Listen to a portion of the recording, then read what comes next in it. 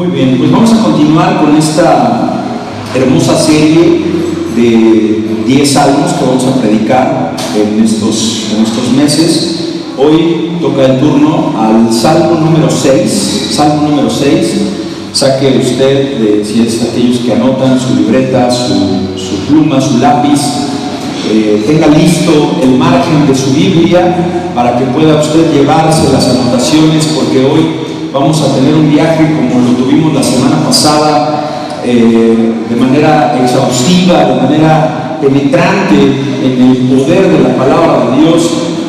Y resulta que este salmo número 6 es una oración, dice ahí el título, ¿verdad? Ahora, primer concepto de conocimiento que el día de hoy se va a llevar usted es que cuando usted ve un título en la cabecera de cualquier lectura, de cualquier capítulo, recuerde usted que la Biblia no se escribió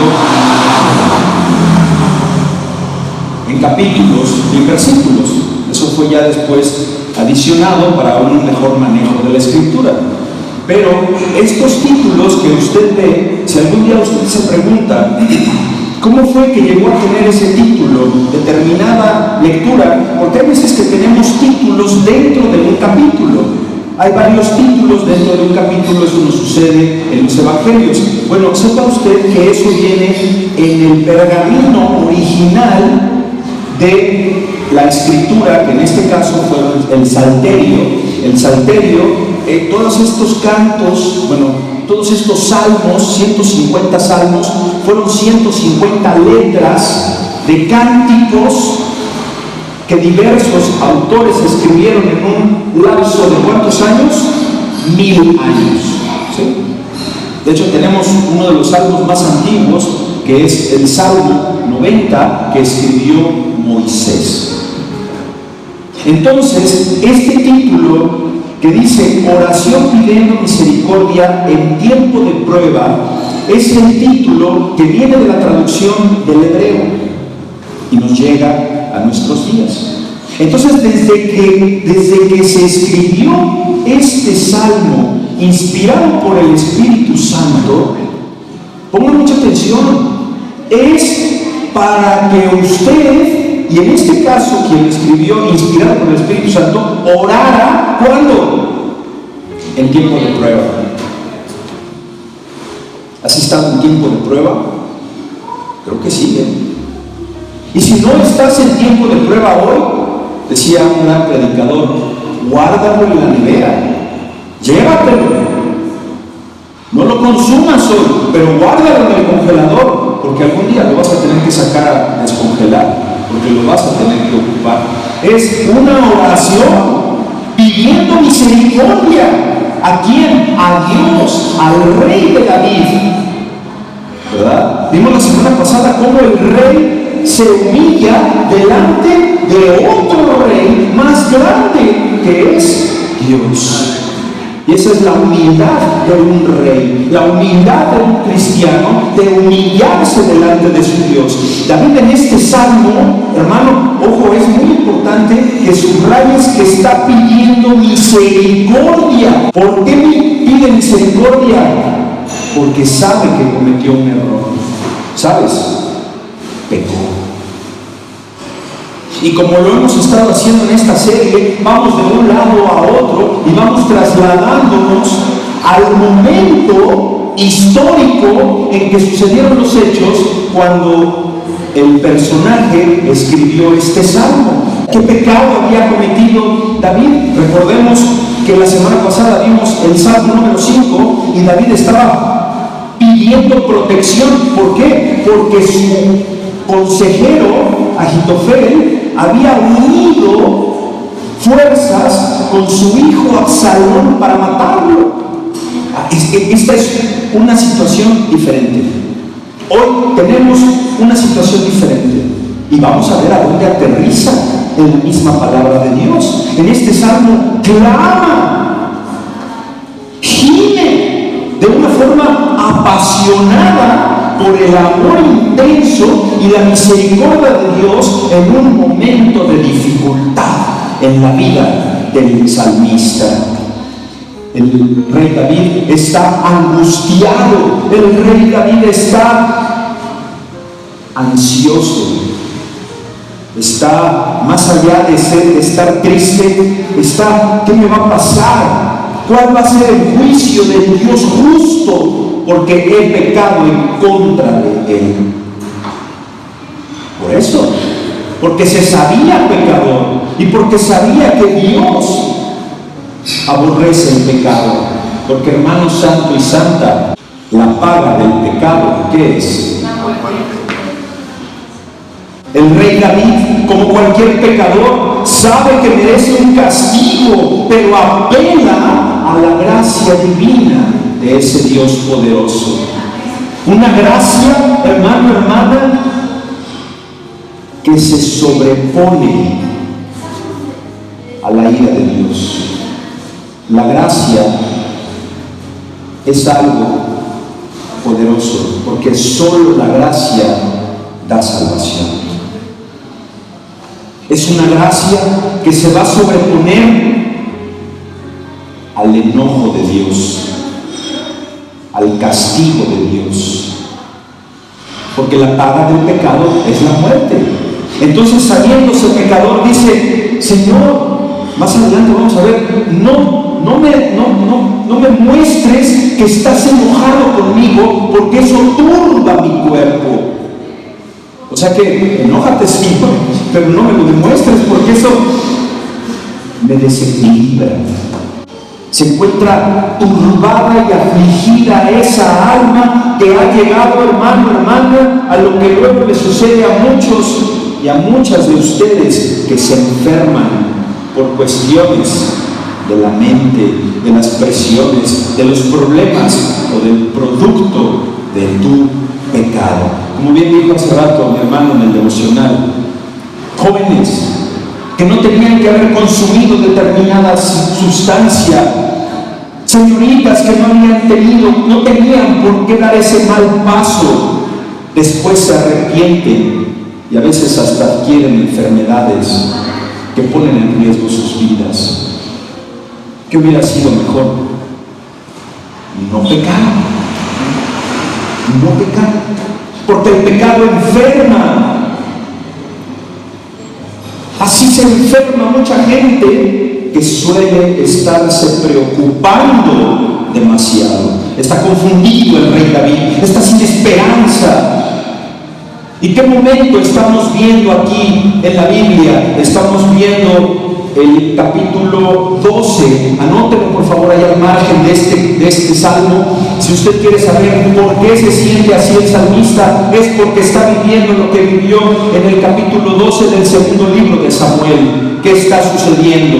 El clamor, cuando viene Natán, viene a advertirle que el niño va a morir, que Dios sí lo perdonaba, pero sabes, iba a haber una consecuencia.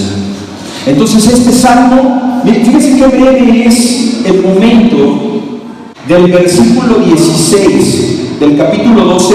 Usted abre así, mira, abres así y tienes el salmo 6. Está el salmo 6 y lo aterrizas en el versículo 16 del capítulo 12, donde dice: entonces David rogó por el niño. Ese ruego es todo el salmo 6. Esa enfermedad que vamos a ver ahorita, ese dolor, ese inundar de llanto su lecho, es por este versículo 16 del capítulo 12 del segundo libro de Samuel. Entonces David rogó, entonces David lloró, entonces David se acongojó, entonces David clamó por su pecado y entró y pasó la noche acostado en la tierra, y ahí clamó y de ahí fue inspirado por Dios para después dejarnos esta poderosa oración pidiendo misericordia en tiempo de prueba. Por lo que este salmo también lo vamos a agrupar. Hemos estado llevando qué tipo de salmo es cada uno de los que hemos estado predicando. Recordemos que el salmo número 4 fue un salmo de lamentación individual o personal, ¿verdad? Lo mismo que el Salmo número 5. Este Salmo número 6 también es un salmo de lamentación personal, pero hay una diferencia. La diferencia es que tienes delante de ti el primero de los salmos penitenciales. Les voy a dar qué otros salmos son penitenciales también en el Salterio. Tomen nota. El 32, el 38, el 51, el 105, el 102, el 130 y el 143. Salmos penitenciales. Oye, pastor, ¿qué es un salmo penitencial? ¿Qué es una oración penitencial? Es aquella oración que presenta un pecador. ¿Sobre qué? Sobre la pena que tiene de haber pecado en contra de Dios. En este salmo, tú has de orar, hermano, cuando estés en una necesidad producto de tu pecado. Tienes tú que tener conciencia de que ofendiste a Dios por medio de una conducta, por medio de un pensamiento o por medio de la ausencia de una conducta. Tú lo sabes. Así que íntimamente, que esta palabra, incluso aquellos que nos están viendo diferido, usted sabe en qué ha ofendido al Señor. Así que aquí tiene un recurso para poder llegar a Dios en penitencia, ¿verdad? En arrepentimiento. Vas a orar con este salmo cuando tienes ese sentimiento por tu nación. Usted que viene de Venezuela, ustedes que vienen de Nuevo León, todo eso que está sucediendo allá, que están tan cerca y tan lejos del bien y del mal con Estados Unidos, con tanto problema, con tantas cosas que están llegando a su ciudad, hermano, hermana, los bendecimos en el nombre del Señor Jesucristo, que blinde nuestras colonias como lo ha estado haciendo estos últimos años que llegamos aquí. Este salmo ha de ser orado cuando nosotros queremos clamar por nuestra nación. Dice la palabra de Dios: Jehová, no me reprendas en tu enojo, ni me castigues con tu ira. Ten misericordia de mí, oh Jehová, porque estoy enfermo. Sáname, oh Jehová, porque mis huesos se estremecen. Mi alma también está muy turbada. Y tú, Jehová, ¿hasta cuándo? Vuélvete, oh Jehová, libra mi alma, sálvame por tu misericordia, porque en la muerte no hay memoria de ti. En el Seol, ¿quién te alabará? Me he consumido a fuerza de gemir todas las noches, inundo de llanto mi lecho, riego mi cama con mis lágrimas, mis ojos están gastados de sufrir. Se han envejecido a causa de todos mis angustiadores. Apartaos de mí todos los hacedores de iniquidad, porque Jehová ha oído la voz de mi lloro. Oh Jehová, ha oído mi ruego, ha recibido Jehová mi oración. Se avergonzarán y se turbarán mucho todos mis enemigos. Se volverán y serán avergonzados de repente.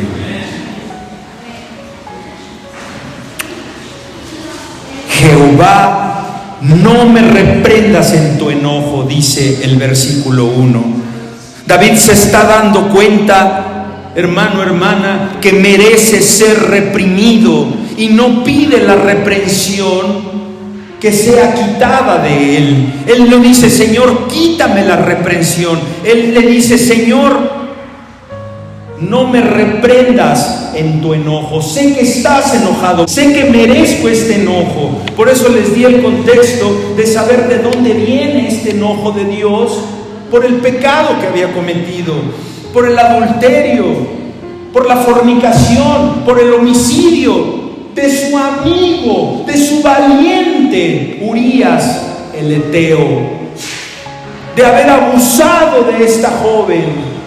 de haber querido cubrir el pecado de una criatura que ya venía en camino y que Dios resolvió quitarle la vida a ese bebé.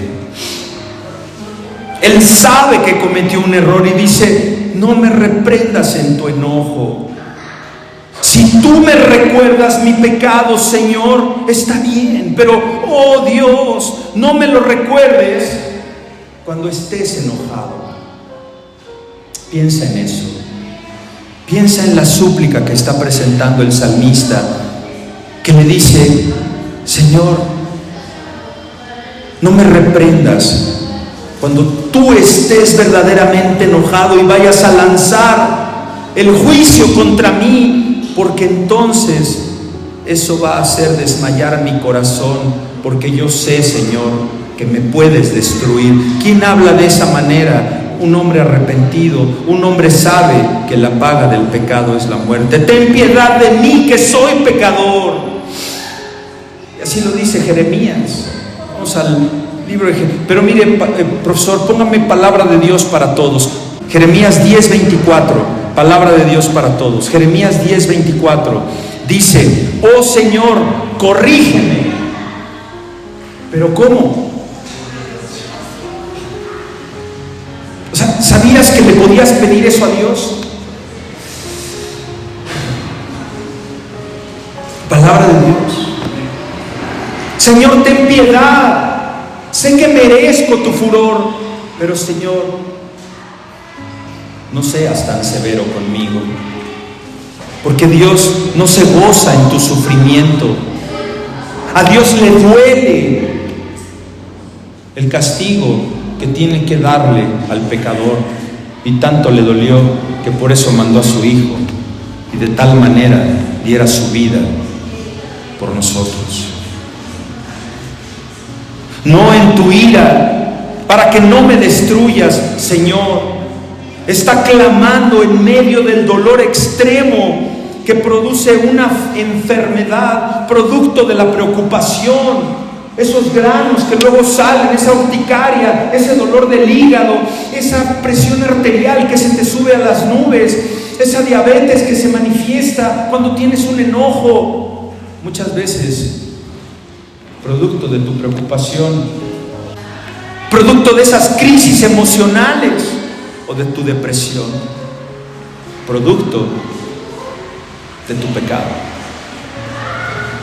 Esos huesos que duelen. Esta frase, no me reprendas en tu enojo, hermanos, es un antropomorfismo. Lo hemos estado estudiando desde que empezamos esta serie, y les recuerdo la acepción de esta palabra, que es un término que tiene que ver con atribuirle a Dios características de un ser humano, como en este caso la reprensión, como cuando hablamos de aquel que subió al seno de Abraham, ¿verdad? Todos esos son antropomorfismos que la Biblia está cargada de ellos. Es esta plegaria que expone el valor extraordinario del amor de Dios por un pecador, por una pecadora. Es como el amor de Dios es una fuerza que sobrepasa los límites del entendimiento, porque la predicación del Evangelio es locura para aquellos que no les llega al corazón. Para David, la enfermedad que le está abatiendo le está afectando los huesos, le está afectando su alma. Su calamidad está teniendo repercusiones físicas y espirituales. Le duele el alma. Yo sé que a ti te ha dolido el alma alguna vez, cuando no tienes ningún padecimiento físico y que sientes que se te oprime el corazón y te falta el aire por tanta ansiedad, tanto enojo o tanto dolor que sientes. En la antigüedad, amados y amadas, se creía que una enfermedad que la persona padecía era producto solamente del pecado, lo cual ahora sabemos que no es así, hermanos, porque en la misericordia y en la soberanía de Dios, Él permite que tú te enfermes, aunque no hayas pecado. Vamos por favor a Juan, Evangelio de San Juan, capítulo 9, versículo 3. Evangelio de San Juan, capítulo 9, versículo 1 al 3. Porque Dios soberanamente permite que usted, que yo nos enfermemos o que tengamos dificultades físicas. ¿Para qué? ¿Para castigar? No, hermano, para su gloria. Dice la Escritura, al pasar Jesús vio a un hombre ciego de nacimiento, y le preguntaron sus discípulos diciendo: Rabí, ¿quién pecó, este o sus padres, para que haya nacido ciego? Respondió Jesús: no es que pecó este ni sus padres, sino para que las obras de Dios se manifiesten en él. Versículo 2 del Salmo número 6. Ten misericordia de mí, oh Jehová, para huir, para que él pueda escapar de la ira de Dios con permiso de Dios. Pero ten tu misericordia de mí.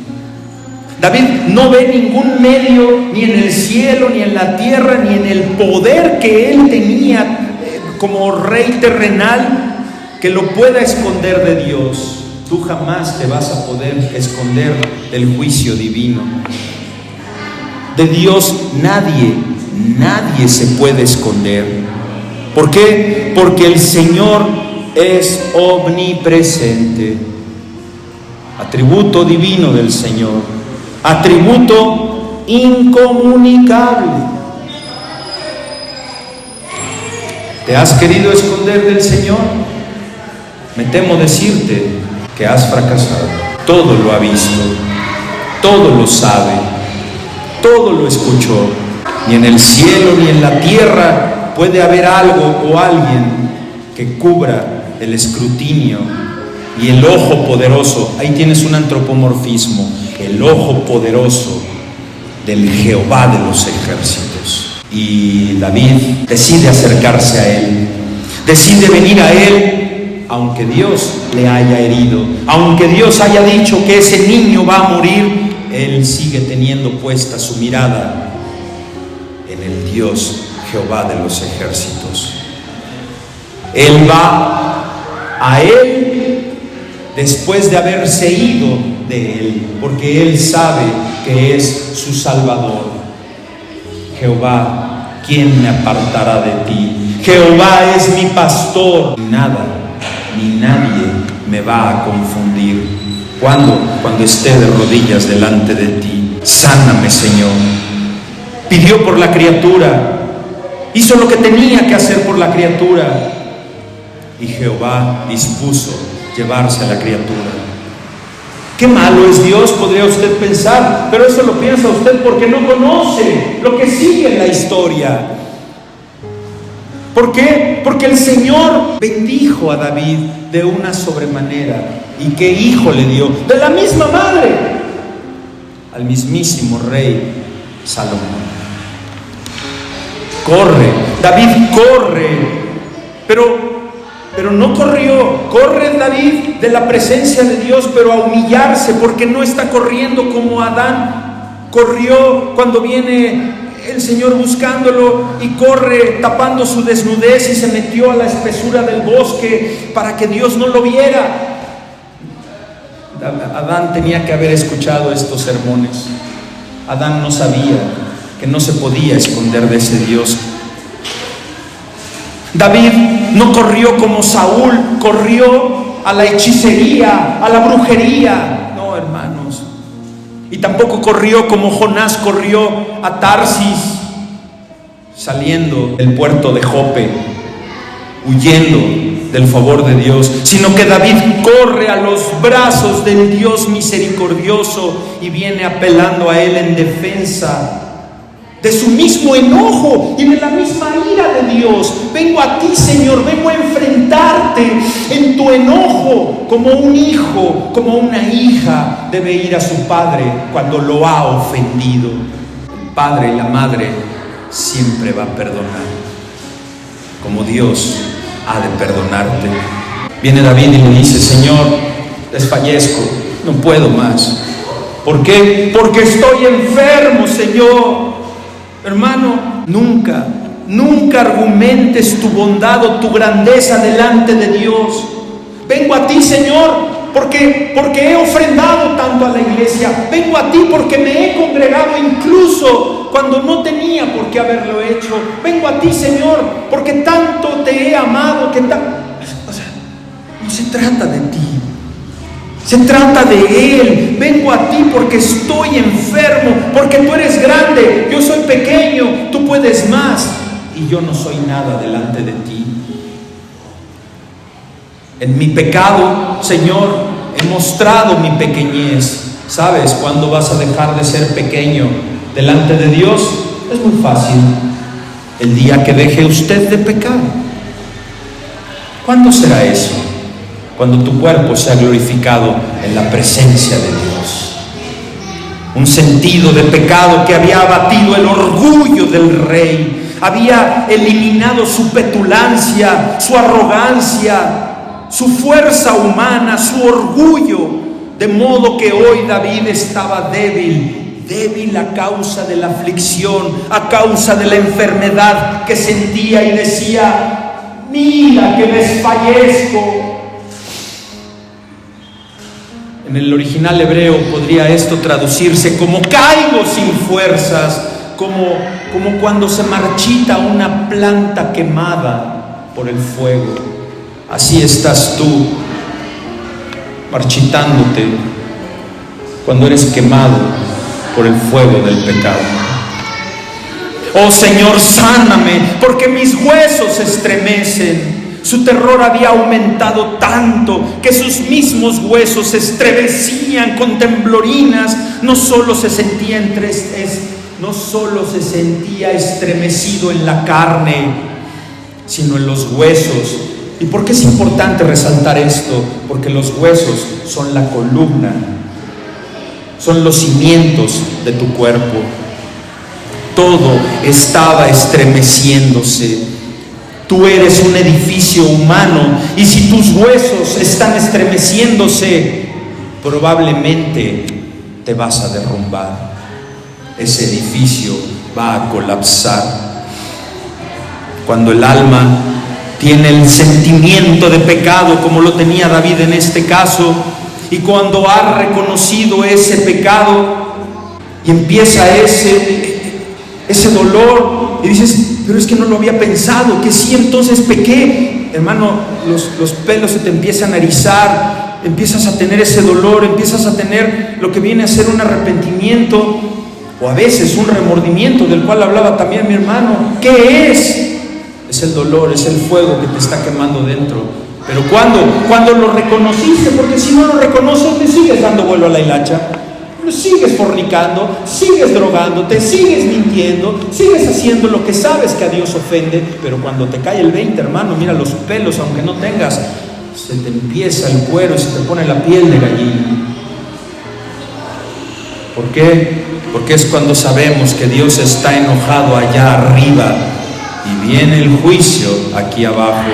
Versículo 3: mi alma también está muy turbada, porque es el alma de un hombre penitente, pidiendo perdón por su pecado. ¿Y tú, Jehová, hasta cuándo, Señor? Es una pregunta que termina abruptamente, porque las palabras nos fallan las palabras. Si de repente luego somos tontos para hablar, y luego en adversidad no sabemos qué decir. Sucede mucho eso cuando estamos en adversidad y en tribulación. Hay cosas, hermanos, que debemos observar, y que hay un tiempo designado que Dios ha medido para tu cruz, para su cruz, para tu cruz y para mi cruz. ¿Cuándo será eso? ¿Cuándo estarás tú dispuesto a cargar tu cruz? Cuando te hayas arrepentido de tu pecado, porque vendrán fuerzas sobrenaturales para que salgas adelante y enfrentes aquello que ha de liberarte de tu pecado. Tenemos el ejemplo de aquellos israelitas que tuvieron que esperar. Así hemos de esperar aquellos que confiamos en el nombre de Dios. La condición del ser humano es que no quiere esperar nunca.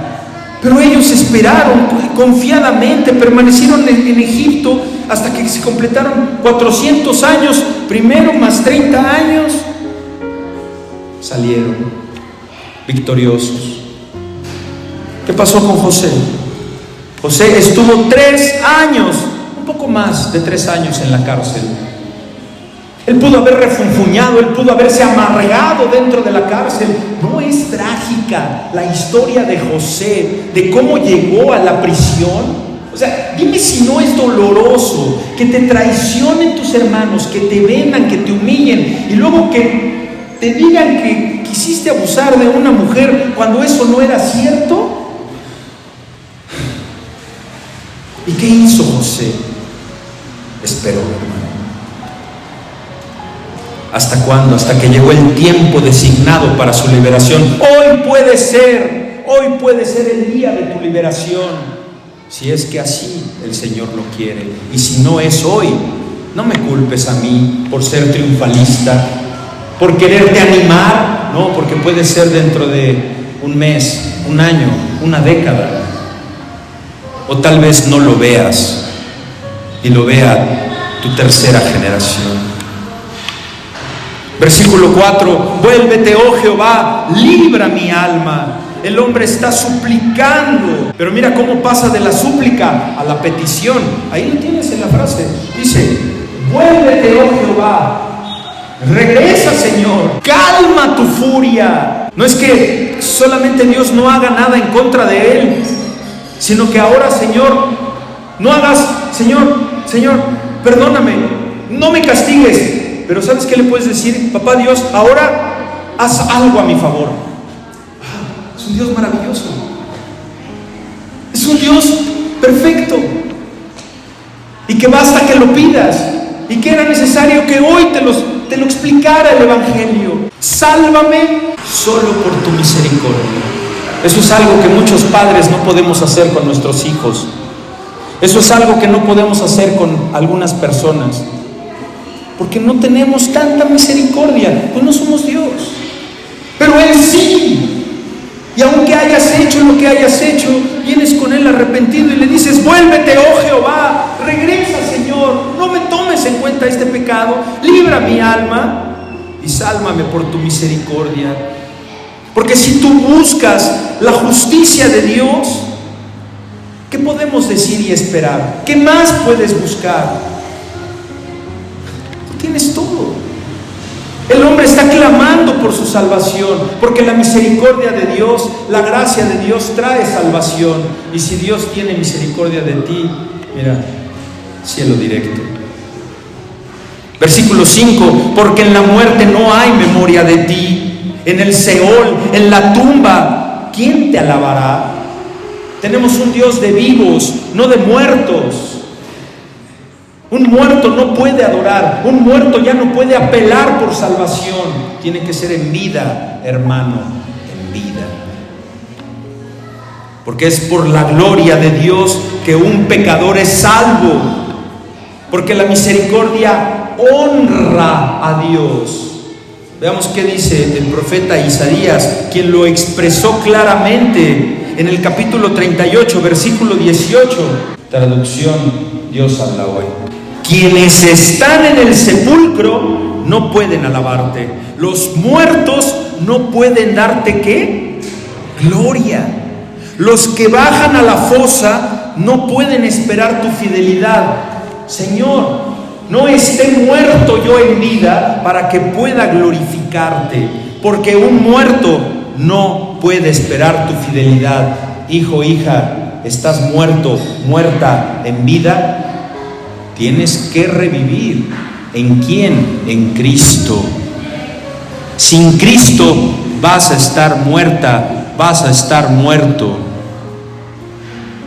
Y muerto, tu oración no llega ni a 1 metro de distancia de ti, porque estás muerto. Tienes primero que recibir esa agua que te ha de vivificar, la luz, la sal del mundo, que es la iglesia.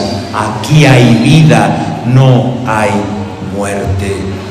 Esta referencia al Seol y a la muerte indica que los muertos, aunque estén vivos, no pueden alabar.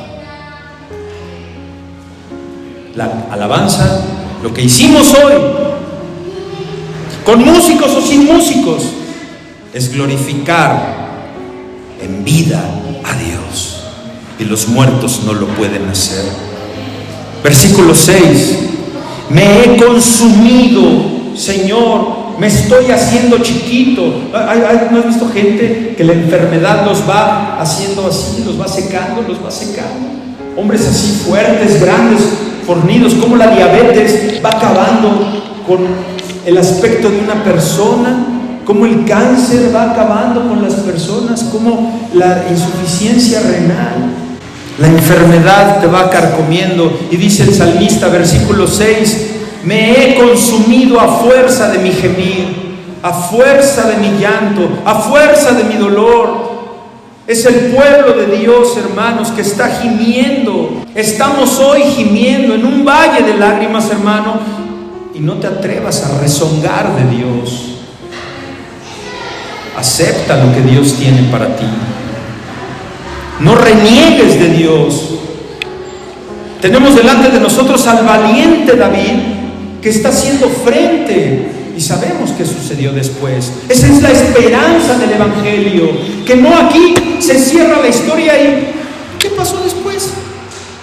Espera la siguiente temporada. No, hermano, aquí la tienes completa, y no dependes de que un escritor la quiera seguir terminando.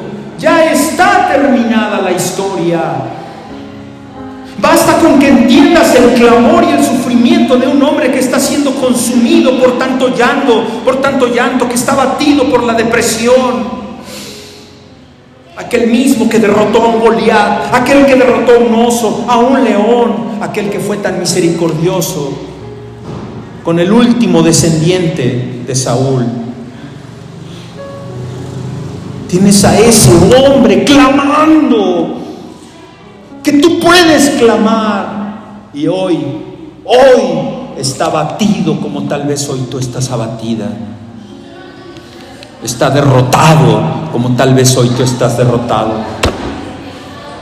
Cuando las bestias y cuando los hombres estaban delante de David era más que vencedor. Pero cuando está delante de su Señor, se humilla y cae a tierra, como lo vimos en el libro de Samuel, clamando a Dios. Ese hombre valeroso hoy está rendido delante de Dios. Todas las noches inundo de llanto mi lecho, riego, imagínatelo, riego mi cama con lágrimas, o sea, inundo de lágrimas mi cama. Hermano, está delante de usted algo que es una figura literaria que se llama hipérbole. ¿Qué es una hipérbole? La hipérbole es una exageración de un hecho, de una circunstancia, de un hecho. Inundo mi cama. Estoy tan hambriento que me puedo comer una vaca. Esa es una hipérbole. Es una exageración, y la Biblia está llena de hipérboles, como de antropomorfismo, ¿verdad? David ha invertido todas sus fuerzas durante las noches llorando, está gimiendo por su condición, está cansado, está exhausto de tanto llorar. Regó e inundó su cama de tanto sufrir, gastó sus ojos con tanta lágrima, y en su oración indica que su dolor, producto de las acciones de las personas que confabularon en su contra.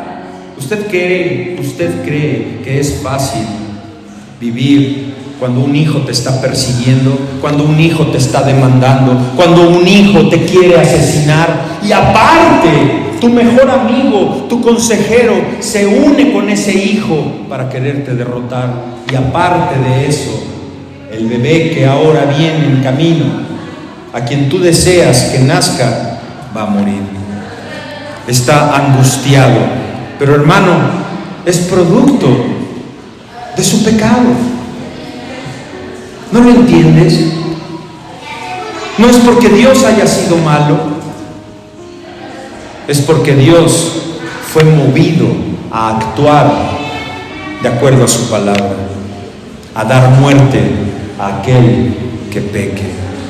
Y así, como la mujer con el flujo de sangre que tocó el borde del vestido del maestro, que vivió con ese padecimiento 12 años. Fíjese cómo Dios es misericordioso. De la misma manera que fue recibida esta mujer con padecimiento de 12 años, así también recibió a Tomás y así también lo perdonó, quien solamente una vez dudó, y Cristo accedió a que ese incrédulo metiera los dedos en las marcas de los clavos. Una pasó 12 años y el otro solamente una vez dudó. No importa, eso para Dios no es relevante. Basta con que te arrepientas, basta con que quieras ir a tocar el borde del manto del Señor. Hermano, hermana, basta una sola palabra de este libro para que seas salvo. Versículo 7: mis ojos están gastados de sufrir, se han envejecido mis ojos a causa de mis angustiadores. Esto puede indicar, mi amado, amada, que hay una enfermedad ya crónica en los ojos de David. Algún tipo de condición visual, de alguna infección que le impide ver con claridad. ¿Por qué? Porque pasó cuánto tiempo de rodillas, lleno en cilicio, vestido en púrpura y de rodillas en la tierra. Tuvo una infección en los ojos. Consideran los estudiosos del Antiguo Testamento. Por eso dice que sus ojos están, dice aquí el versículo, mis ojos están gastados de sufrir, se han envejecido mis ojos. Recuerde usted la hipérbole, se han envejecido, se le hicieron chiquitos, están arrugados, están supurando tal vez. Hermano, esto es serio. Es la certeza de que el pecado muchas veces va a llevar una condición de enfermedad a tus órganos internos como externos. Que de repente se nos infectan las uñas, que de repente te salen protuberancias en la piel, producto de la preocupación. Y ya aclaramos que no todas las veces hoy día es producto de tu pecado. Es porque así quiere glorificarse Dios. Como ese cáncer que algún día te dijeron que ibas a tener y que no tenías porque tú no te enseñaron un documento donde decía que era cáncer, ¿no? ¿Qué tal si sí era? Y mira, el Señor te lo quitó. No lo sabemos. Versículo 8: apartaos de mí, todos, ¿quiénes? Los hacedores de iniquidad. Hermano, hermana, aprenda usted que seguir a Dios, que arrepentirse debe ser algo práctico, debe llevarlo a la práctica. Lo que usted aprende hoy aquí lo tiene que llevar a la práctica allá afuera, en su vida diaria, porque si no, entonces está usted lamentándose en algo que no lleva a la práctica. Usted no puede seguir lamentándose de que no se aprende los versículos si no practica aprenderse los versículos. No basta con que lamentemos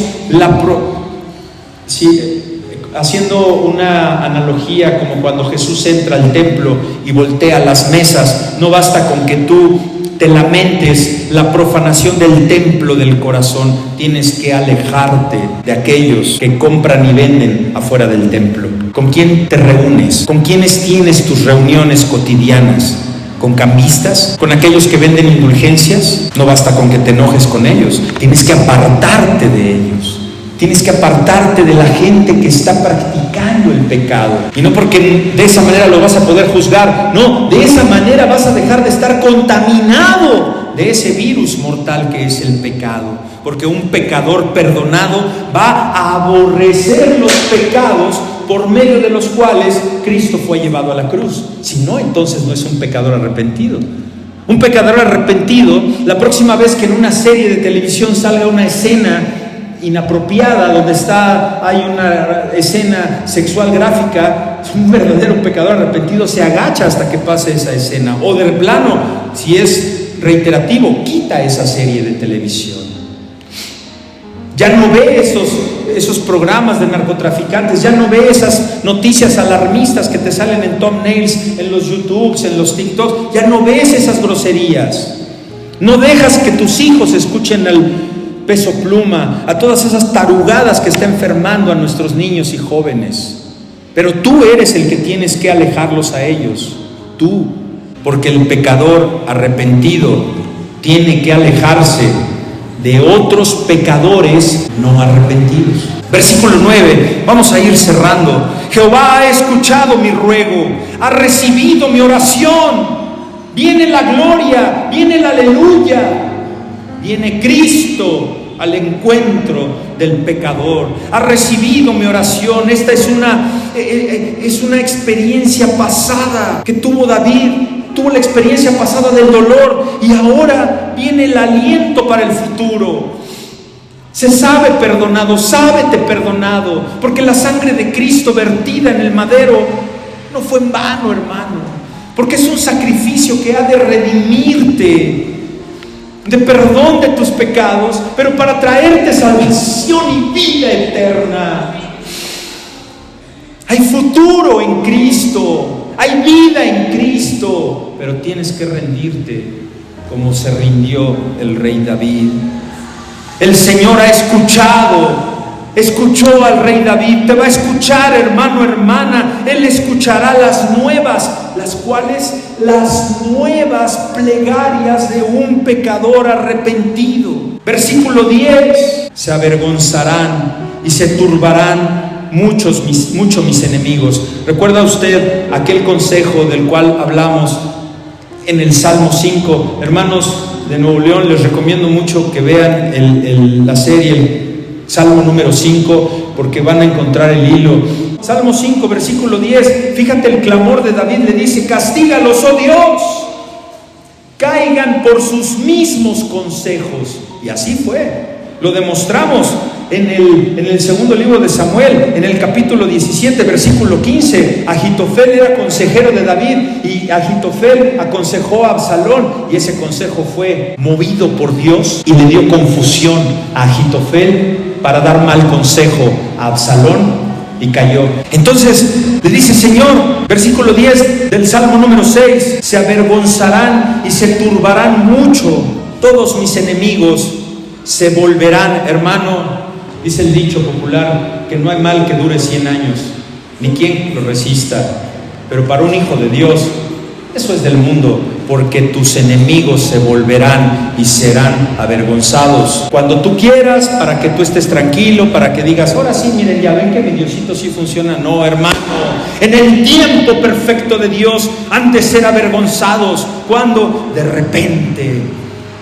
Y si esto, hermanos, fuera una maldición en contra de los enemigos de David, hemos de recordar, esto es muy importante para cuando empecemos a estudiar los salmos imprecatorios, donde dice el salmista: caiga fuego, ascuas de fuego caigan sobre su cabeza. No podemos estar pidiendo eso, hermanos. ¿Pero por qué lo pide aquí el salmista? Porque estamos en un lenguaje de la antigua dispensación, de la antigua época, del Antiguo Testamento, antes de la muerte y de la resurrección de Cristo. Y estos hechos son del tiempo del rey David, que no es lo que hoy nosotros vivimos actualmente, que es que hoy nosotros estamos en la época, en la dispensación de la gracia. Y hoy, hermano, hermana, usted ora por sus enemigos, no pide destrucción por sus enemigos, no pide mal por ellos. Pero David así lo dejó plasmado, porque no tenía todavía la gracia, que toda esa ley, todo eso que se tenía que cumplir en el Antiguo Testamento, se cumplió en la cruz del Calvario. Cerramos, hermanos. Cuando usted se presente delante de Dios, su argumento más poderoso que usted puede usar no es la explicación que usted le dé a Dios, tiene que ser su arrepentimiento, tiene que ser tu necesidad, tiene que ser tu pobreza espiritual, tiene que ser ese llanto, hermano, genuino, ese clamor. Mejor no vayas con Él si no vas sinceramente, porque Él escudriña tu corazón. Pregúntale al Señor entonces, como le preguntó el salmista: Señor, ¿hasta cuándo? Sea en tu tiempo, Señor. Debe ser ese el clamor de los santos de hoy día, hermanos. Aquellos que esperamos la gloria milenial, que tú le digas ahí, arriesgándote a que tengas una enfermedad en los ojos que después Él te ha de quitar, de tanto tiempo que estás tirada en el suelo, y que le preguntes: Señor, ¿por qué tardas tanto en venir? ¿Hasta cuándo? Si un hombre no tiene la gracia de Dios, si una mujer no tiene la gracia de Dios consigo, ¿sabe? A Satanás no le interesas. ¿Sabes por qué te zarandea Satanás? ¿Sabes por qué te mueve? Porque tienes la gracia de Dios. Porque Satanás ya vio que eres un hijo de Dios. Porque Satanás ya vio que te perdió de sus filas pecadoras. Hoy te quiere matar y hoy te quiere confundir. Y hoy Satanás tiene mucho interés en usted. Porque si usted está lleno de gracia y de luz, como es el amor de Dios, como es el temor de sus mandamientos, y que tenga usted todas esas virtudes espirituales, usted puede tener la seguridad de que Satanás también sabe eso, porque lo ve, porque lo escucha, porque te ve orando, porque te ve clamando, porque te ve yéndote a tu casa en vez de irte a las cervezas, porque te ve en vez de irte con otros hombres, Él te ve lo que estás haciendo en tu ministerio. Satanás lo ve, y eso a Satanás le enfurece y quiere acabar con tu santidad, quiere acabar con un hijo, con una hija de Dios. Amados, amadas, sea Jesús su fortaleza, sea Jesús su consuelo, sabiendo por fe, aunque no lo veas, aunque no lo vea, puedo estar confiando en ello. Que sea tu fortaleza, que la gracia divina que hoy gozas puede quitarte algunas consecuencias de tu pecado. Lo hizo con David, lo puede hacer contigo. Tenga usted la seguridad, la plena certeza que usted, por medio de la sangre del Cordero que murió inmolado en esa cruz del Calvario, en su totalidad puede lavar sus vestiduras. Y una vez limpio, y una vez que te llame a su presencia, vas a entrar al reino celestial. Incline su cabeza. Padre eterno, gracias por el regalo de la salvación. Gracias por tu misericordia y por habernos permitido estar aquí congregados en torno a tu palabra, en esta hermosa serie de los Salmos, Señor. Te ruego, Señor, que hayas hablado a los corazones de cada uno y cada una de mis hermanos, que se lleven esta palabra en sus corazones y que empiece a dar fruto al 1,000 por uno, Señor. Te ruego, Señor, que nos permita seguir escudriñando tu palabra y seguir siendo de bendición a las naciones. En Cristo Jesús te lo pedimos, descansamos y te damos gracias. Amén.